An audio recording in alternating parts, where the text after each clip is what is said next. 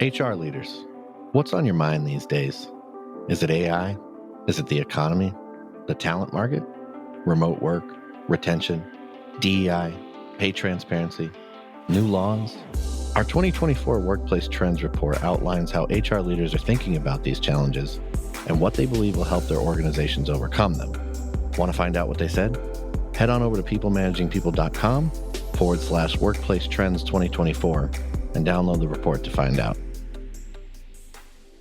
You need to have leadership. You need to have clarity of focus. You need to have an environment of trust and an environment in which trust can be repaired and people are committed. And now I've got the conditions in place so I can actually push into a capabilities and roles conversation. A fantastic strategy in a dysfunctional organization is worthless. A mediocre strategy in a high-performing organization turns into a fantastic strategy.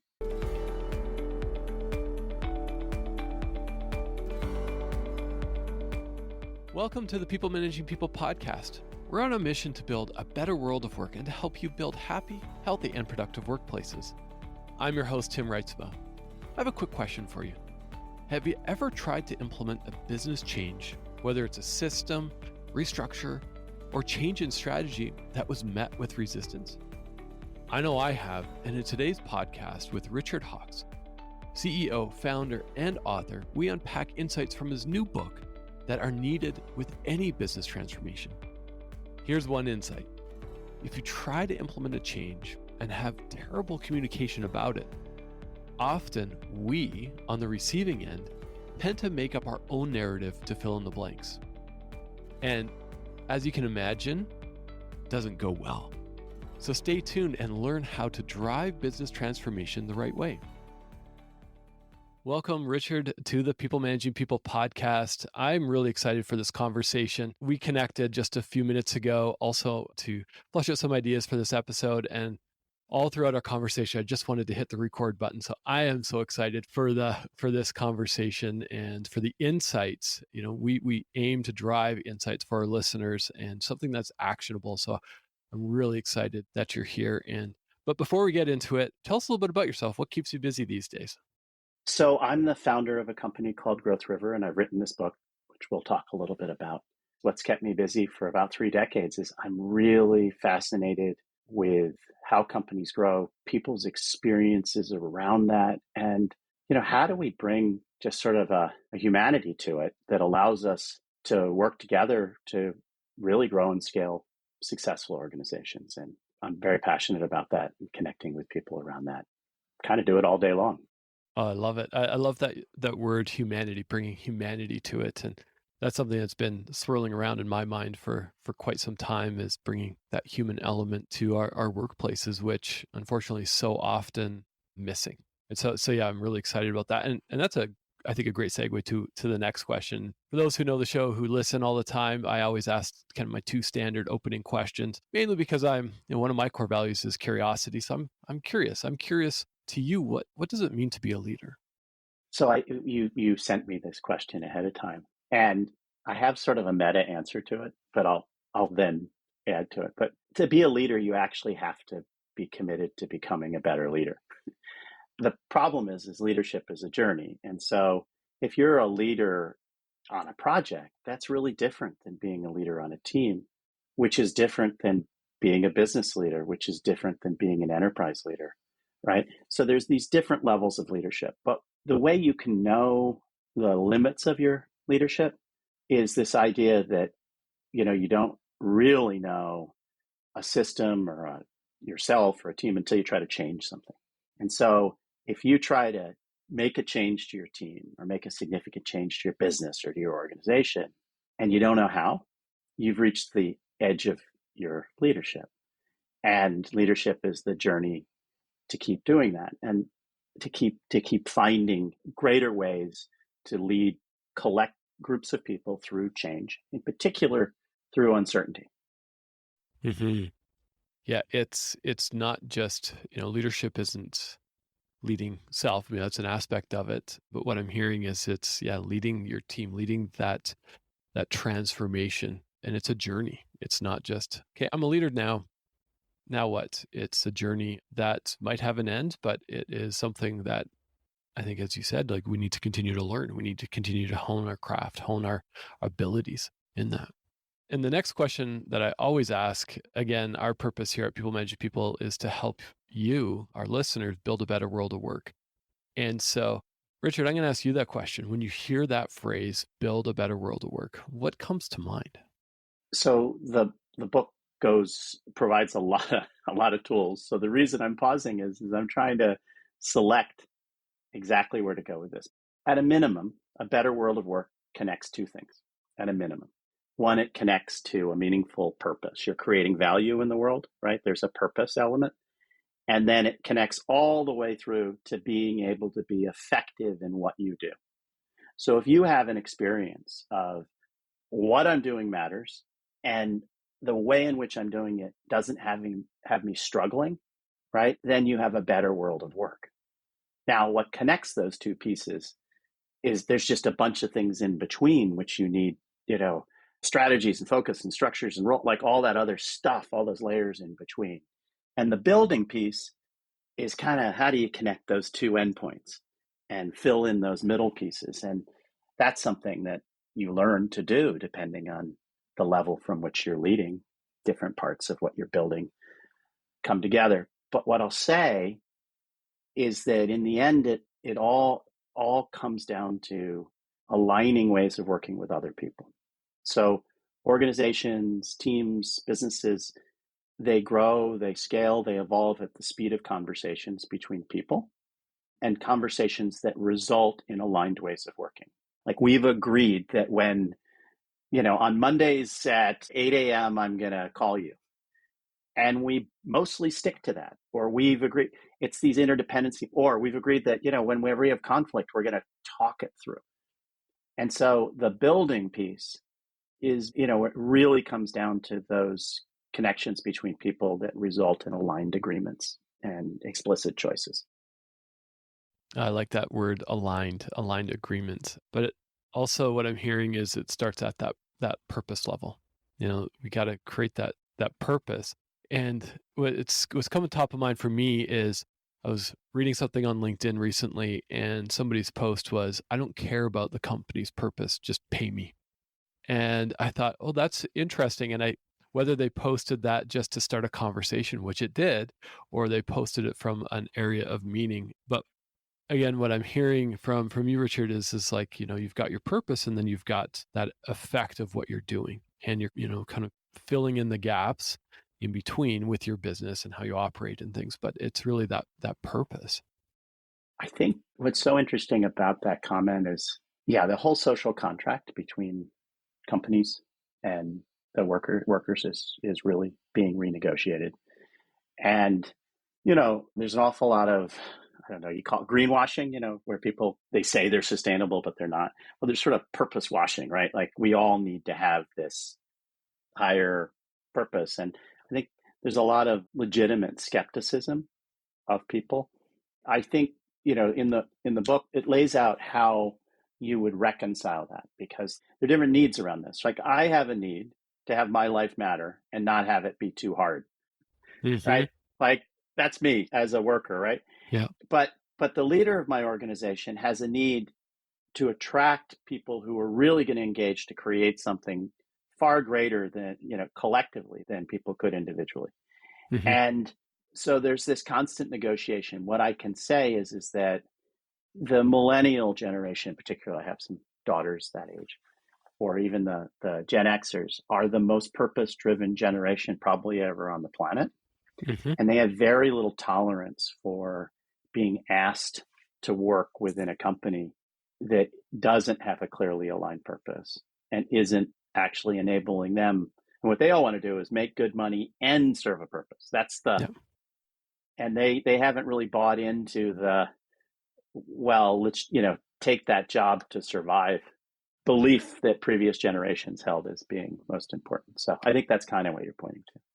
Absolutely. And I think that's a good segue even into our conversation about, the 7 crucial conversations, your book for effective business transformation. And I know you've referenced the book a couple times, and in the pre-show, I've mentioned that I'm reading through it, haven't gotten through it, but I've kind of gone through a number of sections a few times.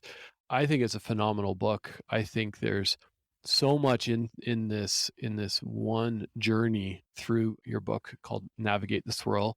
I'm really curious. I know we even in the pre-call, we talked about purpose and we talked about mindset and we talked about kind of the business, the functional business transformation. But why now? What got you really interested in putting all these ideas in and all these models into one resource?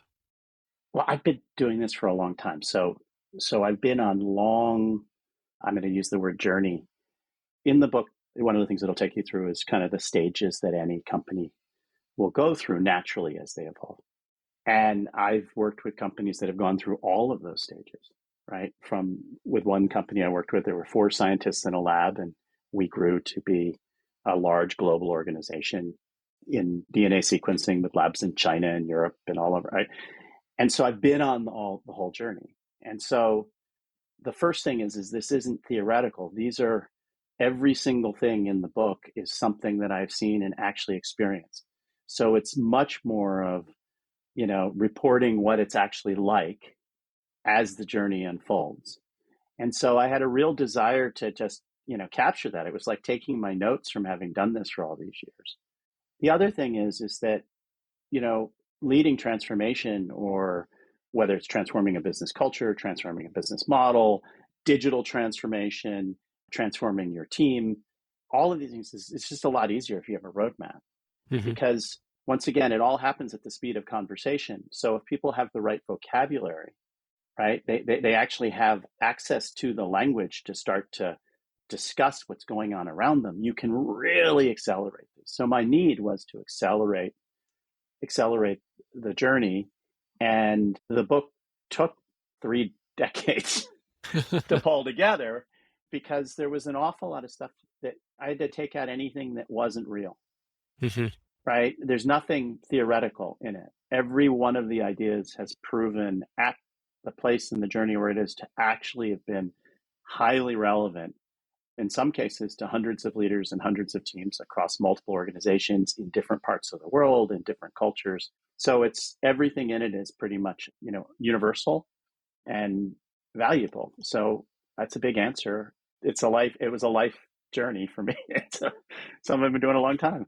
I have this vision of, stacks of notebooks lined up for 30 years and there were 3 decades. Yes. and just going through and going, okay, I've seen this in my career, or I've implemented this, or this is what's worked and what hasn't, and combining all of that into one resource for people like myself, who's, leading a company, but also part of an organization that is going through a transformation.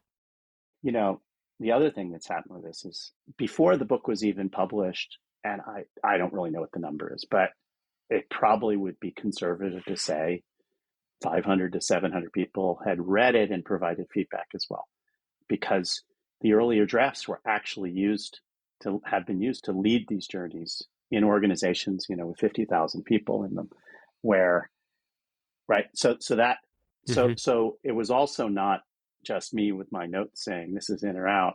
It's also been, using agile principles, an awful lot of people saying, you know what, if you say it that way, you're going to really get a lot of people upset.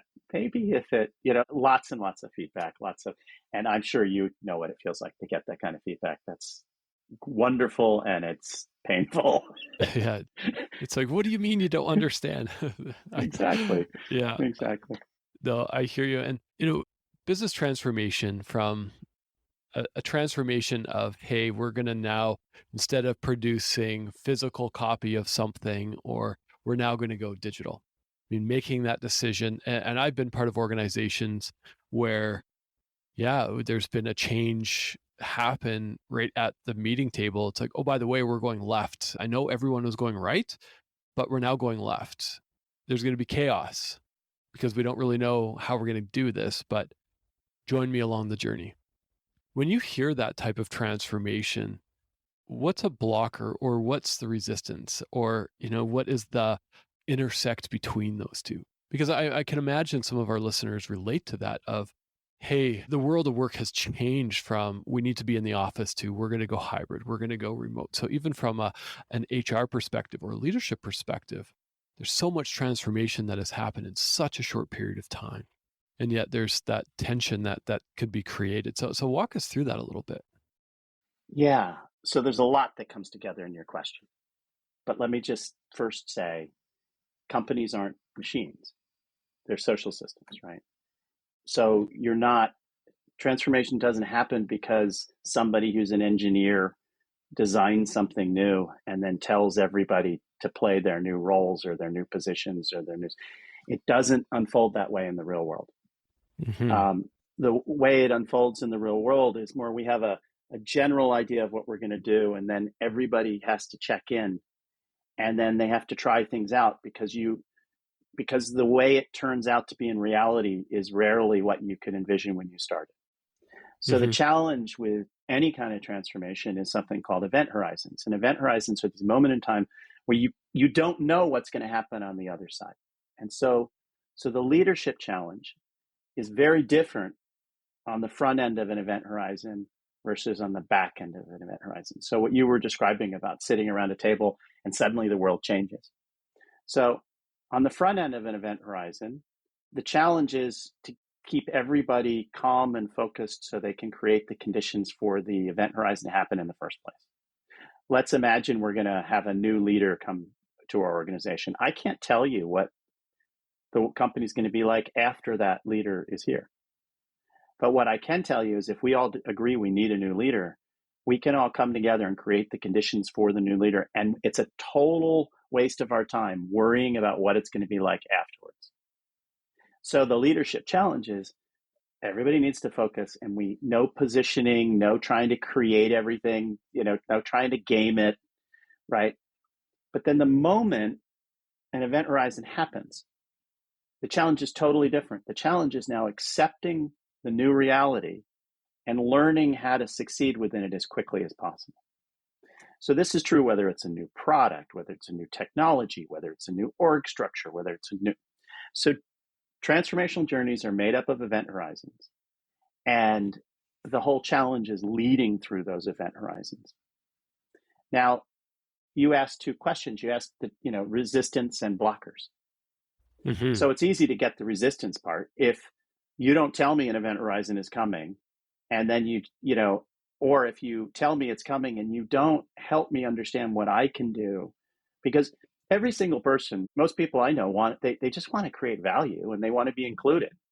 And the leadership challenge is to help them create value and be included.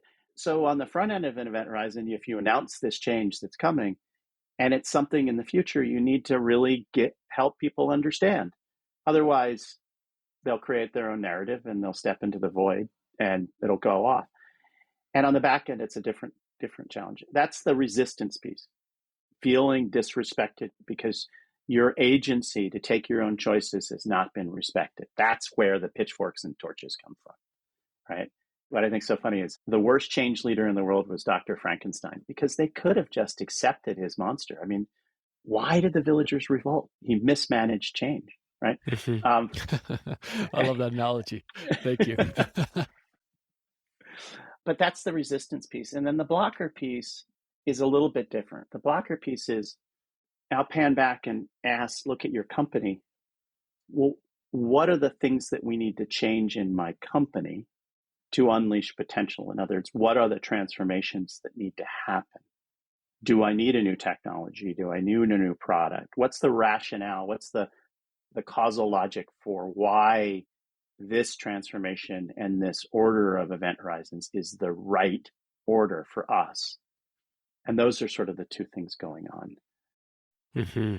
Yeah, it's not resistance or blockers. They're not the same. It's what I'm hearing is that resistance is just help me understand, because if I don't, like you said, it's in void of understanding or void of knowing, we create our own narrative. If the question, if that response from a leader says the business is going to change, likely on Monday, we don't know what it's going to look like. Have a good weekend. I can imagine half your team is now on LinkedIn or wherever looking for another job because they're going, I don't know what's going to happen. And I'm laughing. Do you remember? I'm just laughing. Do you remember that movie? I don't know if you ever saw it, The Office, where they said, we find that if we fire people on a Friday, they're before a holiday weekend, they're less likely to sabotage the company. yeah. Anyway, go ahead. No, it's true. It's like, okay, we're just going to create that chaos and everyone's going to have a horrible weekend. And when we were talking in the pre-discussion, and I wish I recorded that, but I was part of an organization that was being sold. And part of an acquisition is you can't share with many people of what's happening. That's just the nature of an acquisition. And some companies that I've heard of handle it in a way of like, hey, we are going through this acquisition process, but here's why, and here's how it's going to benefit us, and and just try to minimize that resistance to change. But in some cases, it's no, nothing's going to change, and then 2 days later, all of a sudden, guess what? We were sold. And if the conversation stops there, thinking about the crucial conversations for effective business transformation, right back to your book, if that conversation stops there, what happens? Like, we create that narrative. We fill in the blanks. We start, productivity goes almost to zero. And have you seen that? Like, have you seen that throughout your career and through the work that you've done? Yeah. So trust is really important in leading change, right? Trust between leadership and between colleagues. And so the first thing you're describing is secrecy can create enormous breaches in trust. And the fallout can be phenomenal. And so, we talked about what you just shared earlier, and you were saying, that the fallout for the company continued for years. I went into one company, a large diagnostics company, and I interviewed all the senior leaders, and it was really wild. I mapped it all out on a whiteboard because, let's just say we had leader A, B, C, and D. A was blaming B, B was blaming C, C was blaming D, and D was blaming A. It was just a complete circle of everybody being, angry at each other and not trusting each other. But what was really interesting is that it was like the impact crater of a mismanaged change effort that had happened 15 years before when none of them were there. These were all learned behaviors from their bosses, right? And they just didn't understand why marketing, they just had been brought up that marketing shouldn't trust sales, and that sales should never trust the manufacturing operations, and so on around the entire circle. And it was all learned behavior because of this thing that happened. So there are these memories that get embedded in organizations. The question is, how do you heal all that? Because it's going to happen, right? Change and transformation is a full contact sport. And sometimes there are situations where, investors will throw a curveball at an organization like yours where they'll say, sign an NDA. You can't say anything. Now, I think there are better ways of doing things, but these choices get taken because there are lots of different stakeholders with different needs, and there's power and hierarchy and all these things that get played out. So what's really important is to be able to recover from these things, right? Because human beings, we've got a lot of stuff to clean up pretty much for ourselves and between with each other. And in business, when you play for real, you've got to clean this stuff up. And that's really the key. And that's one of the crucial conversations. In fact, all 7 of them are kind of a recipe for cleaning all of that up so that you can actually live in this better place to work, this aligned place to work. Yeah, I'm glad you led into the 7 conversations. And as I was reading the book, and I'm reading through the book, I was on the conversation about mindset. And if you read mindset just on its own, as in your example, but even in your example, if we try to switch mindset but don't understand the purpose, which is the first conversation, we don't necessarily know how to change our mindset or what to change our mindset to unless we have that aligned purpose within our team, within our organizations, within the broader context. Am I getting that right? Yeah, no, you're absolutely getting it. Okay, so the first, what we're really talking about is the first 3 conversations, which is activating purpose, driving focus, and shifting mindset, right? So these are the first three conversations. And by the way, those three conversations constitute the whole conversation. That's what leadership and culture is about. Those three conversations are the three conversations in leadership and culture, right? And they set the context for so many other things. But the point is that purpose, when we all get frustrated, life gets tough, purpose is what keeps us engaged, right? Shifting mindset isn't easy. People aren't gonna lean into shifting their mindset if there's no clear value created by doing it, if there isn't a purpose behind it. And they're also unlikely to do it unless the focus conversation is clear. They need to know we're on a journey to this place. They need to know we're gonna be in the car together for a long trip, so we might as well learn to get along, right? This prisoner's dilemma thing. If it's over tomorrow, why bother, right? We need to know that we're on a journey. We need to know that we're gonna create clear priorities, that we're committed to that. And if those two things are true, a clear, an engaging, inspiring purpose, and a clear focus. I'm actually leaving one other thing out, but let me just jump. Then you're able to engage in the mindset conversation. There's one other thing, and the reason that purpose, the first conversation, is activating purpose. You could say, some people will say articulating purpose. Well, you write a purpose down and it has no, who cares? There's a leadership component. So to have a purpose that works, you actually have to have a leadership mechanism. You have to have the capacity to uninvite people who aren't interested in the purpose. You have to give them the chance to choose out, right? So imagine now we've got a leader who's empowered to enable people to choose out, to, within the context of a clear purpose. So that's an activated purpose. We know kind of what our focus is, even if it's high. Now we sit down to talk about shifting mindset, and we can do it because the stakes are clear. The mindset conversation, it's shifting mindset. And it's not, pouring concrete over your existing mindset.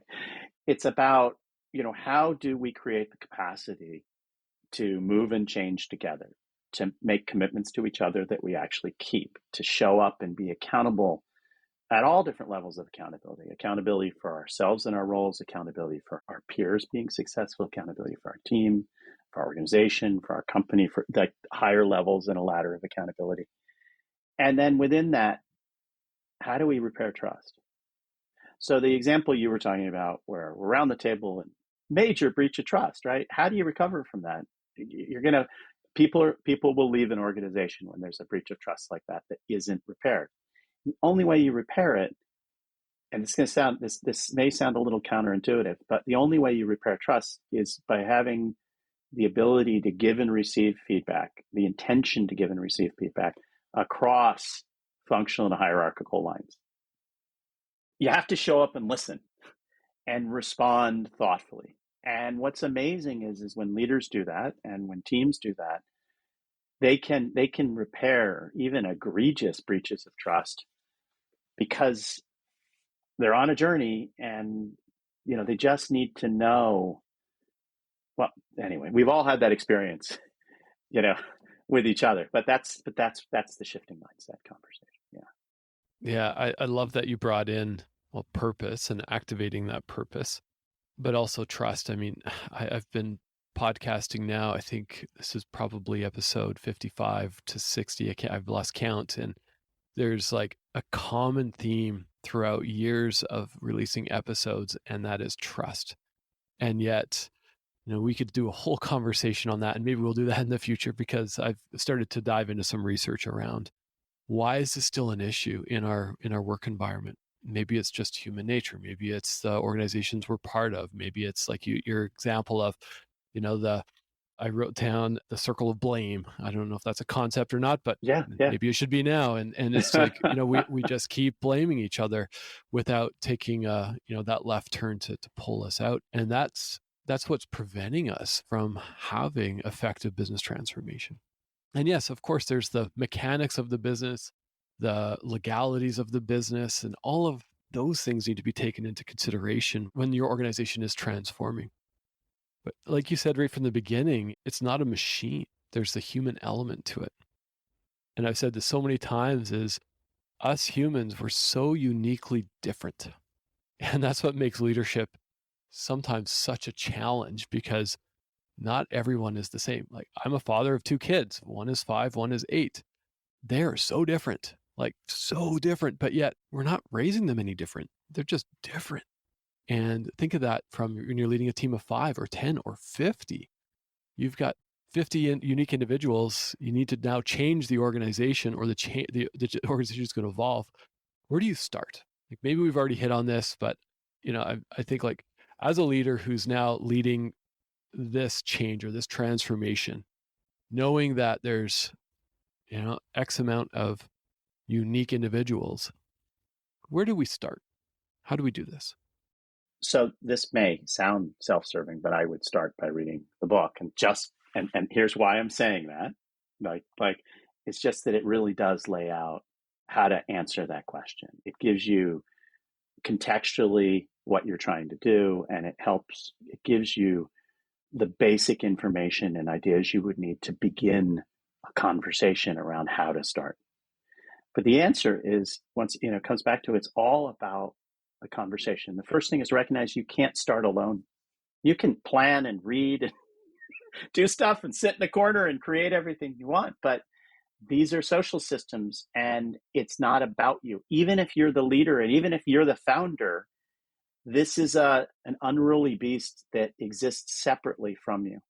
There's this may sound esoteric, but I think it's a cool idea. So back when a meme, now we talk about memes being pictures on the internet or things but the original idea of meme was it was a thought or an idea, and the idea was how quickly that spreads from person to person to person, right? So and some thoughts are stickier than others. They outcompete.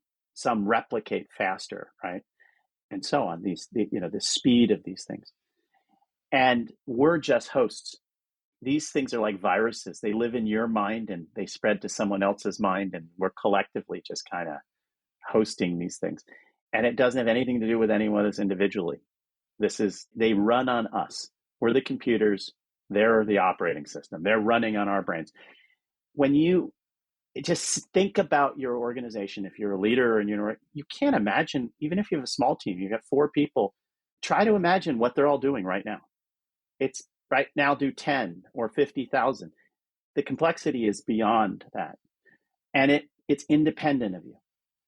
So the question is, how do you engage with this thing? You got to understand what it is, and you got to understand how to talk to it. And you've got to understand, how do I put together my thoughts, my ideas, so that they'll spread through the system, so that people will care enough to listen. Once again, if you want to understand something, try to change it. And if you try to change it and your ideas just bounce right off of it, you've got to figure out how to talk the right language and introduce the right ideas in the right order. That begins with conversation, and that begins with dialogue. Mm-hmm. I'll say one other thing. I was listening to just some really interesting kind of Eastern or Eastern thinker, and he was talking about conversation. And he's saying, the challenge with words is you have your words and I have my words, and they don't mean the same thing. So we have to slow down, and you need to be able to say, I'm really talking about, I'm holding up a pen. I'm really talking about this pen. And you need to be able to say, you mean that pen? And then we need to decide, well, what do we want to call this thing? So we're constantly building language with each other. Mm-hmm. And leadership at its really core is actually language building. And if you think that this is a one-way transmission, then you're actually missing where all the leverage is. The leverage is not knowing how to move the chess pieces because you're a master strategist. The leverage is creating the conditions so the chess pieces move themselves with agency. Mm-hmm. And they fly in formation. And that's the challenge. So I've said a lot of sort of stuff there, but is that resonating with you? Oh, absolutely. I'm listening intently, and I realize I should be scribbling down notes. So I'm going to have to go back and listen myself. But, some big takeaways for me is even that last piece, Richard, is leadership is language building. I love that. I haven't heard that before. And now I'm super intrigued by that. Because it's not a one-way transmission. If it is, maybe you've got a turnover problem. Maybe you have a productivity problem. Maybe you have, just to my comment from the beginning was, I don't care about purpose, just give me a paycheck. Maybe that's the problem. Now imagine we've opened that up into a two-way conversation. Read this book, read the 7 Crucial Conversations, and understand how that can transform your business. Then, the next conversation is, okay, we need to provide that clarity. I know that specifying capabilities and roles. And I've written a bit on this about, I call it the CRA of leadership: clarity, responsibility, and accountability. Because once we have that nailed down, now we know who's in and who's out. Yeah. But if that's where we start, if we skip that clarity piece, as I call it, but in the book, it's the purpose, the focus, the mindset, we miss the mark. And I think we do ourselves and our businesses a disservice. Because, it just brings up another story of a leader that I've heard of personally, who, the business was going through a tough time. And I suggested, I read it somewhere. So I was like, hey, well, what if we ask our people where we could potentially save some money? And the leader said, no, it's my responsibility. I'm going to tell you what to do.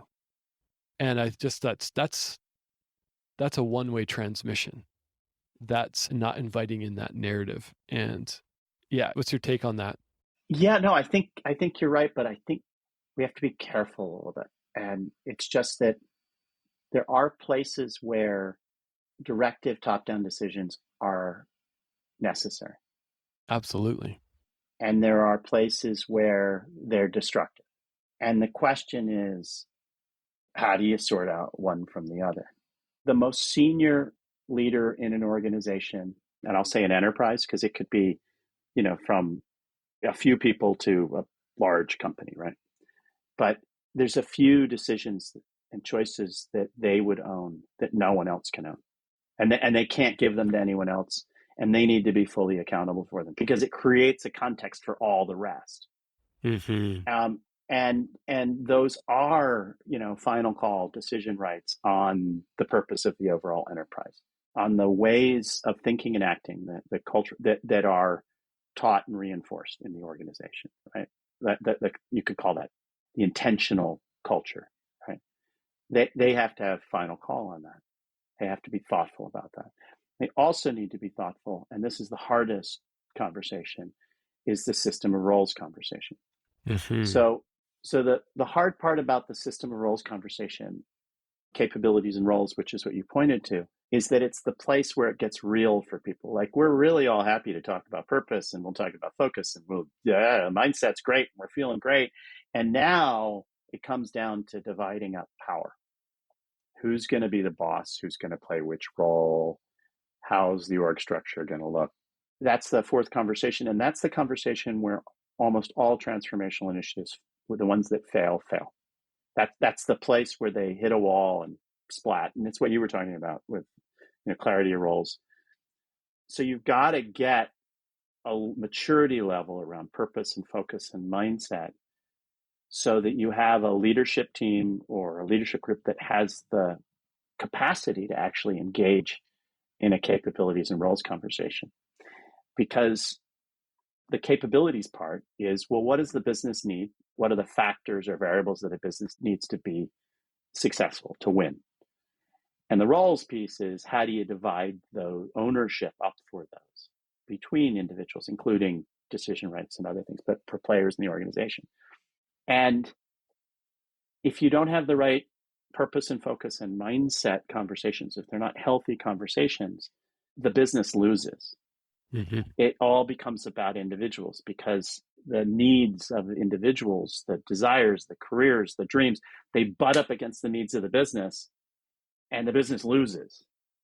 And what's even worse is it gets polarized, and it becomes something no one can talk about, right? So we make these decisions have been made, and then the thing is it can spread like a contagion too, because if you don't set it up right, and then these choices are taken to allow one person who's toxic to play a role that serves them, even though it doesn't really work for the organization, that opens the floodgates for lots of other people to play that way. And you can just watch these things just collapse. Yeah, the business logic just gets thrown out the window. So there is a, right, you need to have leadership, you need to have clarity of focus, you need to have an environment of trust and an environment in which trust can be repaired and people are committed, right? And now I've got the conditions in place so I can actually push into a capabilities and roles conversation. A fantastic strategy in a dysfunctional organization is worthless. A mediocre strategy in a high performing organization turns into a fantastic strategy. Yeah, right. Culture eats strategy for breakfast. Yeah, no, I agree, and I go back to that circle of blame. If you could have a great strategy, but if there's that culture in your organization, it's like you said, it's going to fall flat. And there's so much packed into the last 40 minutes, and I know for myself, I'm thoroughly enjoying the book, and I hope those who are listening will be able to go pick up the book. We'll have it up on our website on our best leadership books article as well. We'll make sure that's in the show notes. But if you are listening, please let us know what you think about this conversation. As Richard kind of summed up at the end, there is that culture of trust, that aligning purpose. You have to have that in order to go into that capabilities, that roles, that defining who's accountable for what. And so, Richard, thank you so much for coming on. I say this often on a lot of podcasts, but I know we could go on for hours in this conversation. And why don't you tell our listeners how they can get a hold of you?